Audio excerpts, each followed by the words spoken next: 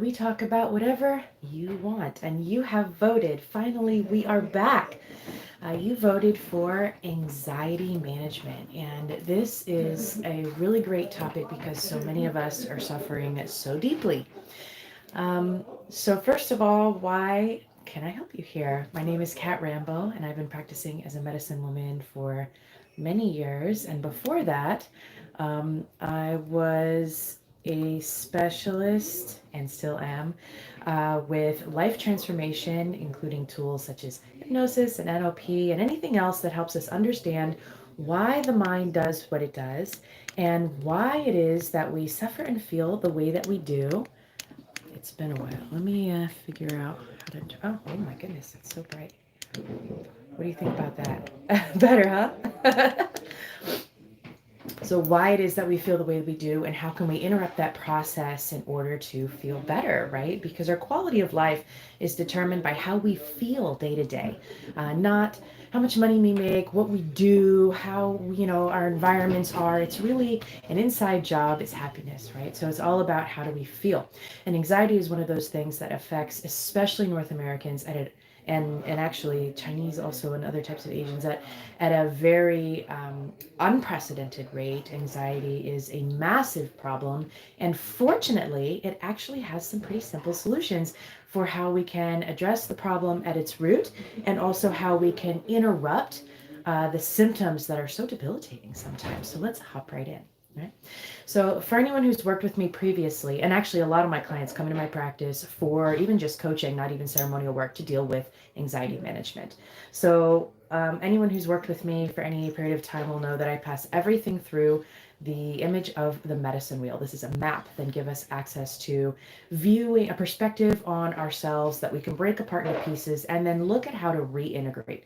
So most of my coaching, including my signature programs, are revolving around how we use this medicine wheel graphic to spiral around our healing in order to find an integrated, balanced approach to restoring wellness, right? So the medicine wheel is a traditional indigenous symbol, and it's basically a circle with a cross or an X inside, depending on your tradition and how you work.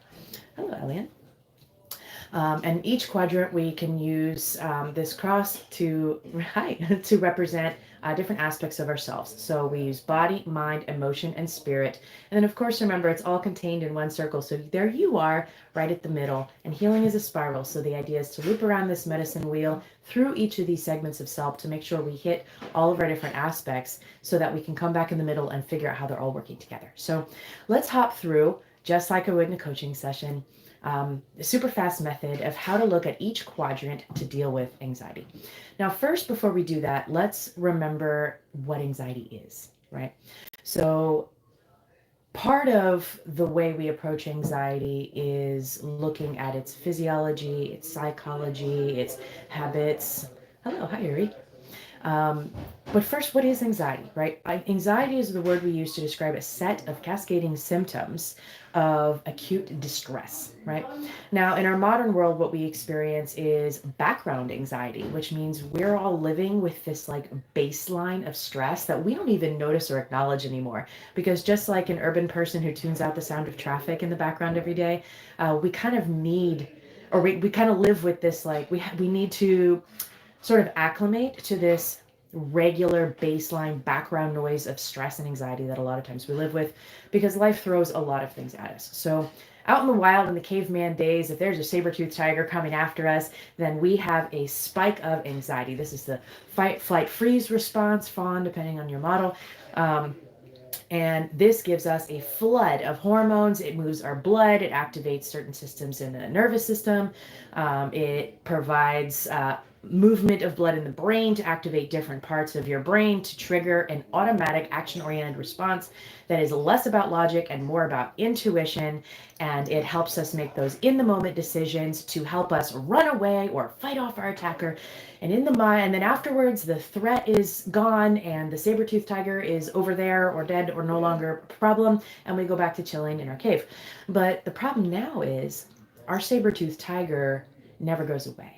We constantly have bills or social issues or family concerns or school or work or social issues happening like globally, or, the problem with the internet, and now the insurance has to be paid. And well, why did the insurance go up? And have you called about the mortgage yet? And it's just constant. It's constant, the modern world stresses. So how do we reduce this baseline anxiety? Because what happens is when we're living in full-time anxiety all the time, this get up and go getter energy may seem like it's serving us, but it's actually making us sick. Right? So we're not designed to function forever in that state. It's supposed to be temporary, but it's not temporary in our modern life anymore. So how do we reduce that? And why should we? Right? One, because it doesn't feel good. It does not help us live better. It also moves our blood into the reactionary emotional part of our brain. So it causes us to be reactionary and emotional, including with the people around us who are just trying to help us and be there and love us, right? But instead we're reactionary and defensive and aggressive. And this is because that's the mode that we're in. We're supposed to be like that in that mode, but we never really quite come down, do we? So how do we get into the logical, problem solving, creative, solution orientation, thoughtful, mindful, present state that is actually where most of our good creativity comes from? It's where our best ideas come from. It's where conscious decision making and healthy relationships come from. So how do we get ourselves back there and reduce the hormones that cause weight gain, headaches, acne, all kinds of other skin conditions, psoriasis and eczema, all these autoimmune conditions that we're seeing now that are at an all-time high? A lot of it's just coming from stress. And there is no case that isn't exacerbated by stress.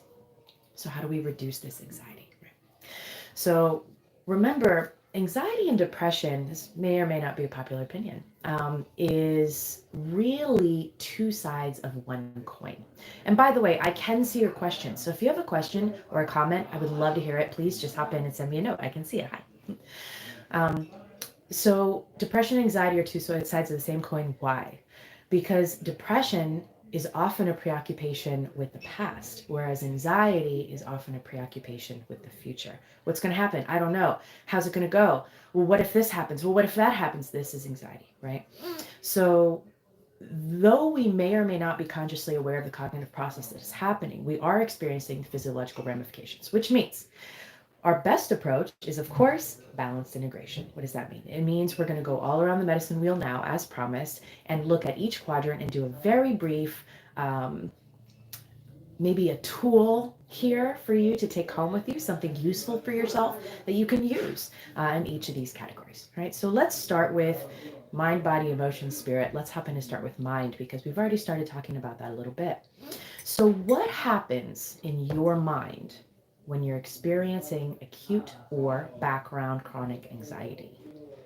What happens? What's going on? What's the thought process like? What are you thinking? What is your thinking pattern like?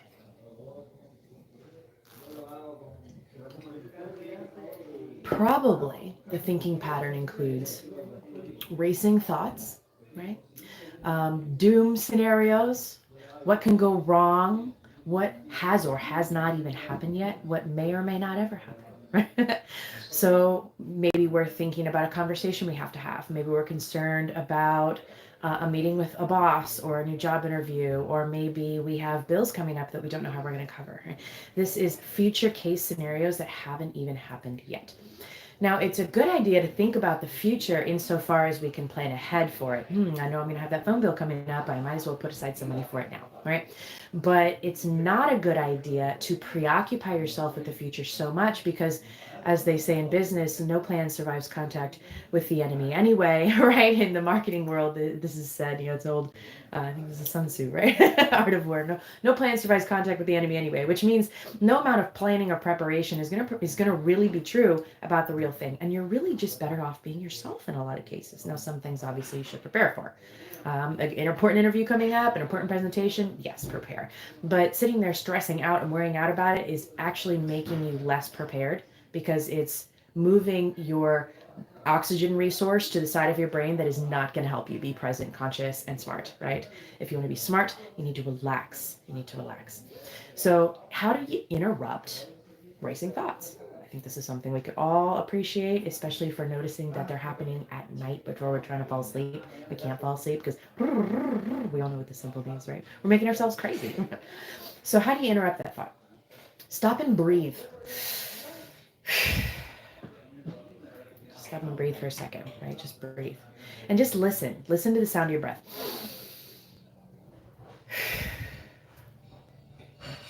especially a nice long exhale, maybe a loud one. Right. This will help interrupt the process and cause your attention to focus on something else. You can get really present in other ways by touching your hands or focusing on some type of gratitude. Thank you that I have two legs. Not everybody does. This is great. Thank you. This is thank you. Wonderful. Thank you, legs, right? For carrying me around all day. I love you. Right? Interrupt the process with gratitude and why. Gratitude, why? What gratitude, why is really positive. And then it's hard to stop a thought, but you can redirect your thinking. So stop and observe what's really happening and just name it. Say, okay, I'm experiencing overthinking. I'm experiencing anxiety thoughts, right? The racing thought, the what if, the everything ahead. And there are 10,000 things you can do here to help yourself, but really just notice it first, right? Is your first step, is noticing there's a problem, admitting the issue, right? So name it. Here it is. They're the racing thoughts. That's the anxiety thinking pattern. Got it. That's the what if that may never happen, right? So once you name it, you can recognize that and you can now change it, right? In a lot of cases, just to name it is to change it, but it helps to have a second step. So breathe, label, and then pick a new thought pattern. Well, what if everything goes well? That could also happen. Well, what if it may not even happen that way anyway? Well, what if I've prepared as much as possible? I don't need to keep thinking about this now. I need to just relax. What if I'll be better off with whatever the issue is by just chilling out so I can actually see the options and opportunities in front of me? What if I just focused on something going on in front of me? Put on some music, listen to some music and relax. So redirect your thinking to something else that's constructive. Maybe that's solution orientation, right? Maybe that's instead of worrying on and on about something that's bothering you and letting your wheels spin out, maybe focus on creating a solution instead. There are lots of things you can redirect your attention to. Pick something constructive, right? Or just allow your mind to be as it is and listen to the sound of your breath. It could be that simple. Noticing what it is and noting that it is no longer constructive to continue in that pattern releases a lot of the tension, right? Because the mind is like a small child. It will kind of run amok until you look at it, and then it'll stop doing what it's doing and wondering if it's about to get in trouble, right? So just look at it and notice it, and that can make a big difference, okay? Mind, body, emotion, spirit. Mind, body. So let's do body. So what's something that's going on in your body when you're having anxiety, when you're experiencing acute anxiety? Probably your heart is racing. Maybe you're a little sweaty or clammy, right? Maybe you're fidgety. Okay, well, anxiety is a lot of high energy, so move it, right? Dance, laugh, smile at yourself, right? And again with the breathing, slow down your breathing. The longer your exhale, the better, because it tricks your mind into thinking that you are safe. Because what happens is you have a thought, what if something happens? And then your body hears the thought and says, oh, yeah, what if something happens? Let me get an emotion about that. Okay, well, that emotion is fear, right? Or panic, or these other emotions that go with anxiety. Okay, well, then the body says, oh, we're having an emotion. We need to have a physiology about it. So let's do the heart racing next. That'll be a good one, right? We'll do the heart racing, and we can do the blood, moving of blood to the other side of the brain, and we can do the clamminess. Let's do clammy. That'll be a good one, right? So the body responds.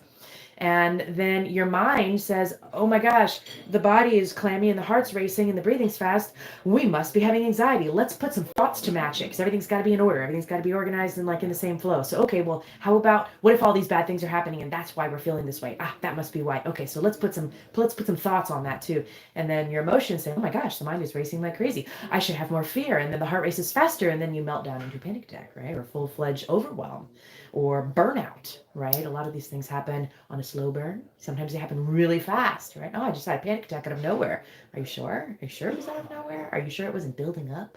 Maybe it was. Maybe you didn't notice, because like the traffic in the city, it's just constantly there. You don't really notice until you hit that like critical point, of too much. So with your body, do something with your body. You could even do some energy exercises, for example, tapping your chest. Hum if you like. Try it with me. See how you feel. There's a spot here on your sternum too that you can tap really hard. Just get in there. That's like an acupressure point. It helps release tension. For grounding exercises, if you're feeling like you're spinning out a little bit, you can tap here underneath your cheekbones. Hit them kind of hard. Some people like to hit them with the back of their knuckles. Gives you a nice little pretty pink flush too. But you got to hit it kind of hard. Same with the sternum. You got to hit it kind of hard, right? And a little bit pink mark right there. But this can help cause an energetic change that gets your vagus nerve going. That's the nerve that runs brain to heart to belly that says rest or freak out. Are we in rest and digest mode? Probably not. We're probably in freak out. Saber-toothed tiger is coming to eat me. I'm going to be eaten mode, right? All day. It's not healthy. So dance, breathe, right? Move a little bit. Shake out the energy. Wash it off. Wipe it off. Relax a little bit, right? Relax.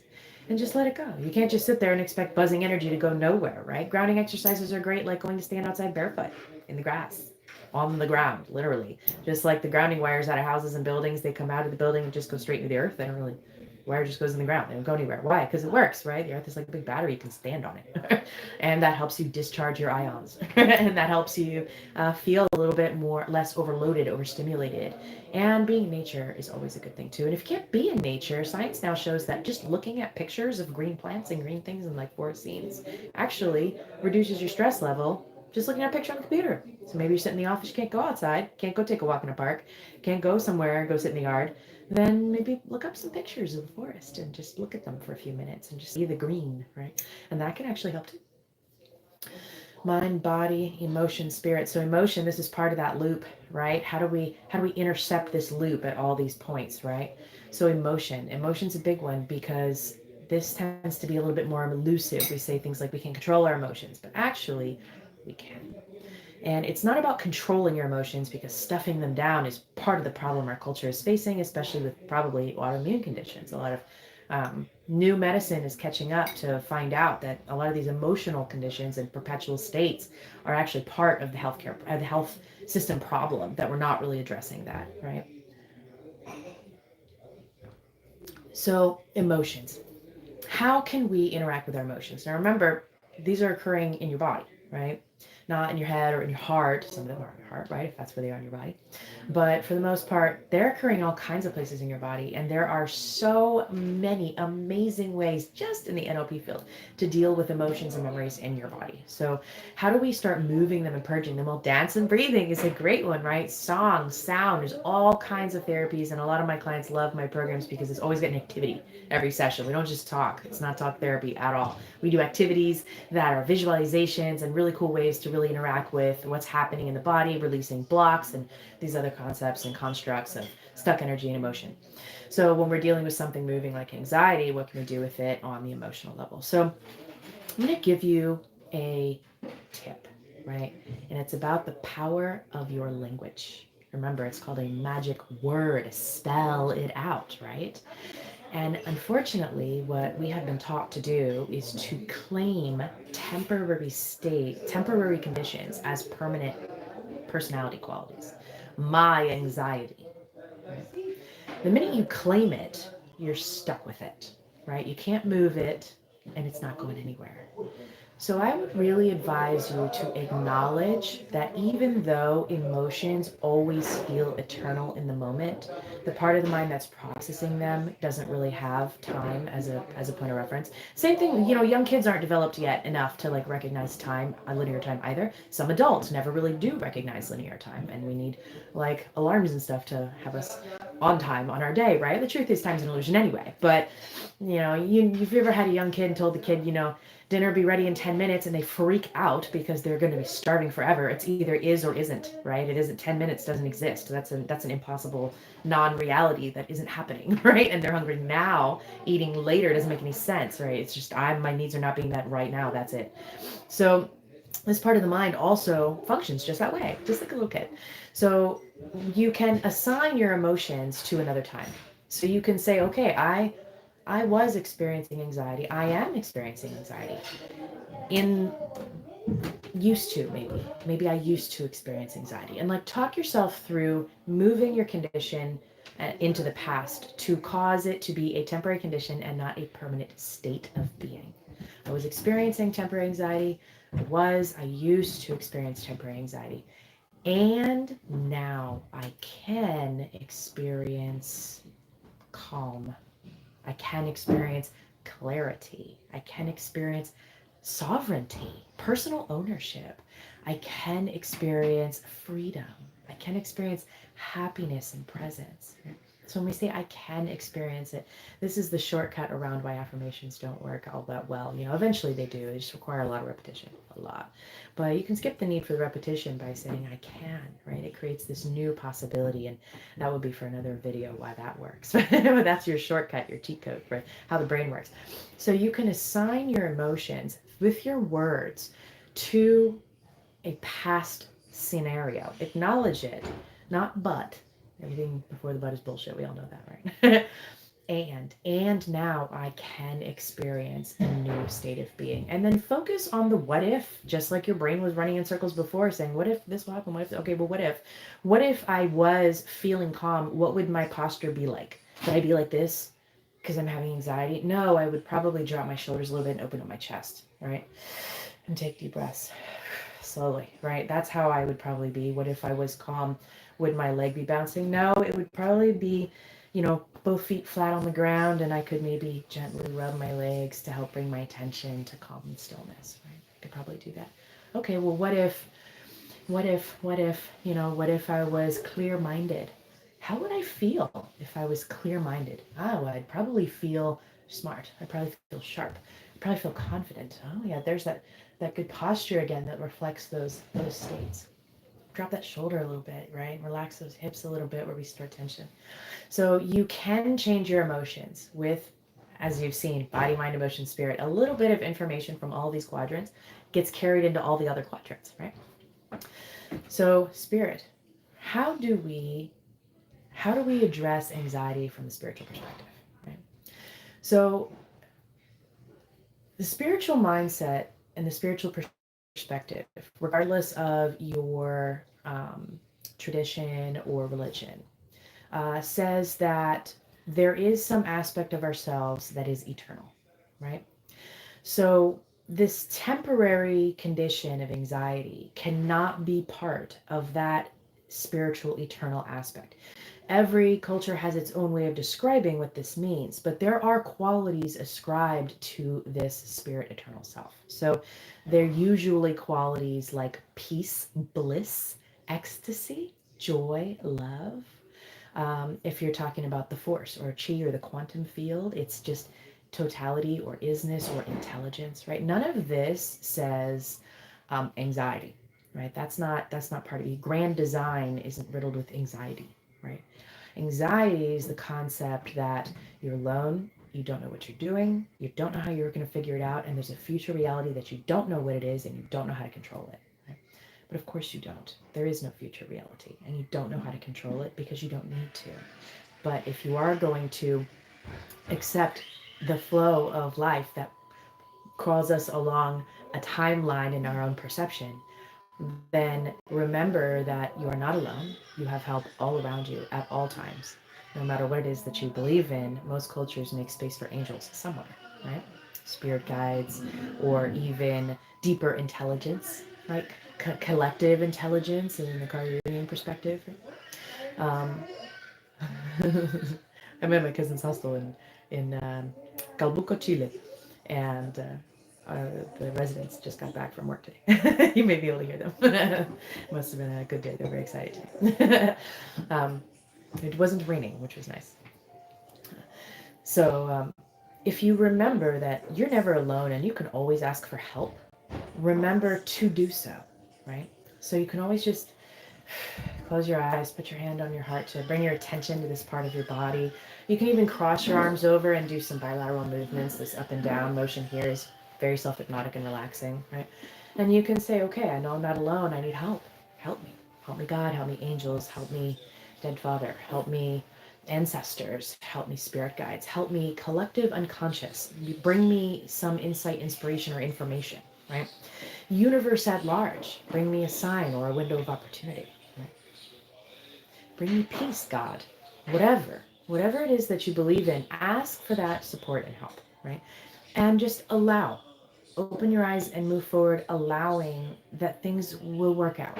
And remember that even if they don't, in the material world, look like they're going well for you, that may be part of what your journey is, right? And I know that's kind of like a, well, it sucks and that's just the way it's supposed to be. Like, no, you can always make a change. There is no one future. I do not believe in that. I believe we have choices, right? But we can't make clear and conscious choices, and we can't put ourselves in alignment with solutions if we are fixated on the problem and on freaking out, right? And anxiety is the response. It's a beautiful survival mechanism that your body has engineered over millennia to help you deal with an immediate threat. But once there is no longer an immediate threat, you have got to let that system relax. Otherwise, you are going to be constantly in immediate threat mode. It's going to damage your relationships. It's going to make you short tempered, and it's going to make you reactive, and it's going to make you unclear and not mindful, not present, not open to opportunities. Your vision narrows, you get myopic, right? When you relax, your vision expands. You can start to see opportunities come in, right? So in order to perceive that things could work differently than you thought, you have to relax in order to be able to see it so your vision can open up, right? So on the spiritual plane, we will call this, broaden your perspective. There are a lot of different ways to name this. Some say that the more relaxed you are, the more you can see from your higher perspective. Maybe this is deeper intelligence. Maybe this is a higher self. It's whatever you need it to be for yourself. That's really not relevant what you name it. But I think we all have, at some level, some idea that there's an aspect of ourselves that is smarter and makes better choices and sees better opportunities. And there's a part of ourselves that gets myopic and fixated and problem oriented. And this is called stress and anxiety, right? This is the anxiety side. And we need that too. It's not a bad thing. And getting rid of anxiety or stress completely would not be good for survival, right? That's why we have it, because it works. And our ancestors that had high levels of it survived. So we inherited that. That's our genetic heritage as humans, right? But it's not really helping us in our modern lives, especially living with this such high baseline. So it is totally behooves you, and it would totally be worth looking at how you can reduce that baseline stress and relax more. Other tools are YouTube, some hypnosis. Just listen to a guided meditation or hypnosis for relaxation, for happiness, for calm and clarity, right?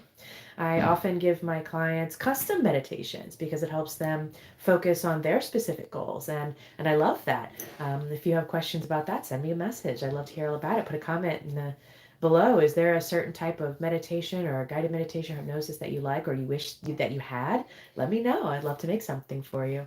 Um, and also remember, in order to switch your nervous system habit into that parasympathetic, rest and relax and digest phase, you need to create a new emotional habit. So your body and your nervous system and your energy systems are in a certain type of pattern or in a habit. Chronic anxiety, which most of us in the modern world really do struggle with now, like a lot.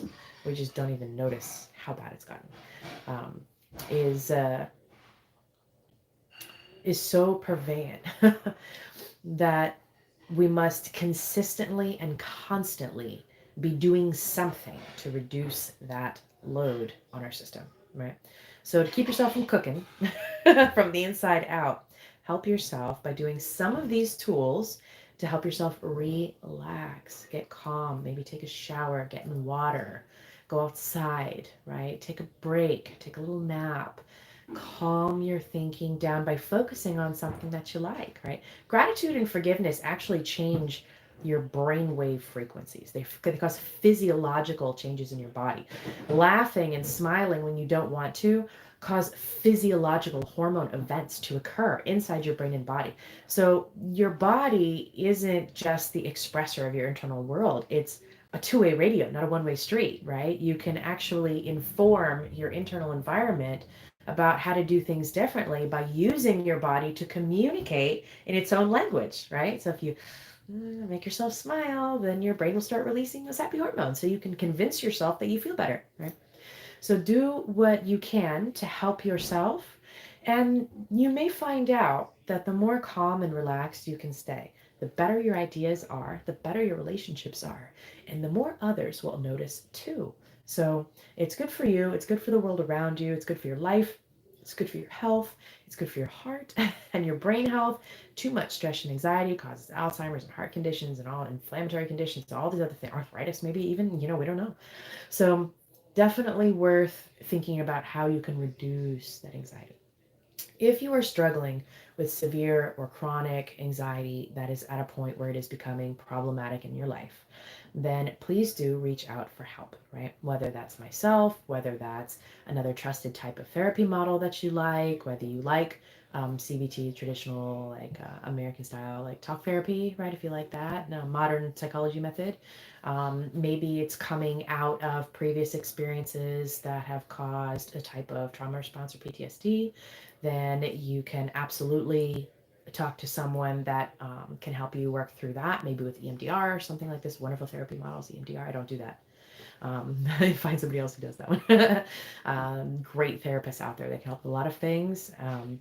And like I said, a lot of my clients come to me for dealing with anxiety, and we can make huge changes really quickly because it actually isn't that hard once you know how to interrupt it on different levels. So try some of these tools and let me know. Is anything new or surprising for you here? Or if you're saying to yourself, I already knew that, are you doing it? Right? There's a difference between knowing and doing, right? Knowledge is one thing, wisdom is another. Wisdom is doing something, walking in that knowledge, right? So how do you take that knowledge and turn it into wisdom? Try some of these things. Try them all day. Try them all day long and see what happens for you. See what happens. See if your little energy exercises can help you feel a little more grounded, right? See if maybe interrupting your thoughts can help you have a different perspective. See if maybe slowing down your breathing can help you feel more clear, right? All day long. Just check in and notice it, right? Notice it. The trick is to have your exhale twice as long as your inhale. Try that and let me know how you go. I like the um, 4-2-7 model. Inhale for a count of 4, hold it, and exhale for a count of 7. Right? Try that one and see if you like it. And if you do that all day long, you may notice that your average level of anxiety drops, your crisis events reduce, right? That would be panic attacks or moments of overwhelm. And let me know if any of these work for you. Let me know how they work for you and what would it mean to you to have less anxiety in your life. So we are going to be doing these Tuesday lives again. Yay! I'm so happy I missed you. What else has been going on? Just a little update because I am often asked about this. We are currently in Calbuco, Chile, which is on the coast. We had a tsunami the other day, last week, which was really exciting. Really wasn't much of a tsunami, but it was a product of that massive Russian earthquake. 8.8 or something crazy Richter, massive earthquake. Our tsunami here wasn't really very interesting. I did go to the coast. I did go to the ocean to see it. There really wasn't that much to look at, of course. Thankfully, it's great news that there wasn't a whole lot of problem caused by the tsunami, but it was very exciting, which is part of why we're a little bit delayed from the last one because there was all kinds of alarms and stuff going off 24/7 for a good couple days. And I have released the new program, which has 2 paths, which we'll get into maybe in another video. If you're interested about it, let me know. It's about going around the medicine wheel, mind, body, emotion, spirit, and looking through your whole life to either help you restore your balance and reclaim wholeness in your life and reduce your struggling and suffering in every aspect, or the other path, that's the white road of healing, the red road of healing. It's the same medicine spiral program, is more intended for those who already are very much into their path.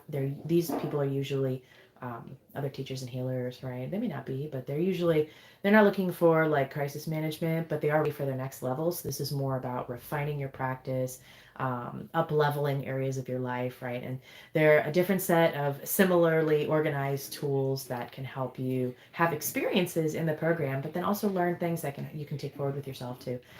Into your life to help improve how you're doing. And this is a 10-week program. Each session's an hour and a half, so you get lots of personal one-on-one time. It is one-on-one program. So let me know if that interests you and what else is coming up. Not sure. I think we will be returning back to the U.S. in a couple of months to Florida, which will be very exciting. So if you are curious about events and stuff that we have going on, just check it out. There's links down in the description of how you can reach me on my website, which is being updated, which is great. So it's a little outdated, but it'll get an upgrade here momentarily, hopefully in the next couple weeks. And then I'll be able to post the book, which is, after all of this time, finally going into the publishing process. Yay. It has been sitting for a year and a half in the editing process, which is ridiculous. And then What else is happening? I'll let you know when that happens. And then what else? Book. Yes, that's right. We have a brand new shiny WhatsApp community group for you, which is really exciting. I'll put that somewhere here in the description also. You can hop in there. You can, if you want to belong to the community, but you don't want your phone number to show up, you can actually mask your phone number. So that way you can be present, but you don't have to expose your personal information. And it's all about, right now, the latest conversation has been about medicine ceremony integration, which is amazing. It's a really small group right now. We're just getting kicking, but the conversation is already really active, which is awesome. And so it's a really great place to share with others who are also interested in personal growth and topics related to helping yourself feel better. And of course, the medicine community is also active in there. So if you want that, then that's going to be somewhere in the description too. And I look forward to seeing you there. And I hope you enjoy a beautiful morning, afternoon, good night, wherever you are. And we'll see you for the next live. If you do want to vote on what the next topic is going to be, then please leave a comment here or go and hop in the Facebook group because that's where the poll happens. I hope you're enjoying a lovely time. I hope this helps. Let me know below, is there something surprising? Is there something totally not surprising? Is there something that you've tried before and it didn't work, or you've tried before but maybe not consistently? Is there something that you knew but you haven't been doing? Or is there some new idea here that was surprising for you to think that, oh, well, anxiety is really just a preoccupation of the future. So if I stay present, then I don't have to feel that way, right? Is that a breakthrough concept for you? Let me know. I love you very much, and I will see you next week. Bye. Uh-oh, how do I stop it? The live.